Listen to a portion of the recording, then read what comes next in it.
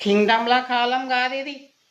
నువ్వు మర్చిపోయిక నువ్వు సీఎంగా ఉన్నావు, నీ కొడుకు సీఎం అవుతాడు, మళ్ళీ వాడి కొడుకే సీఎం అవుతాడు, మళ్ళీ వాడి కొడుకే సీఎం అవుతాడు అని అనుకోవద్దు.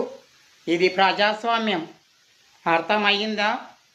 ఇక్కడ నువ్వు సీఎంగా నెరవేర్చే కోరికలన్నీ, ప్రజలకు నెరవేర్చే కోరికలన్నీ నెరవేరిస్తేనే సీఎంగా 10 కాలాల పాటు ఉంటావు. 5 ఏళ్ళు ఉంటాను, ఇక నన్ను ఎవడు ఏం పీకలేడని అనుకోవద్దు. ప్రజలకు కోపం వచ్చిందనుకో, నీ పదవిని 10 నిమిషాల్లో తీసేసే అధికారం ప్రజలకు ఉంది.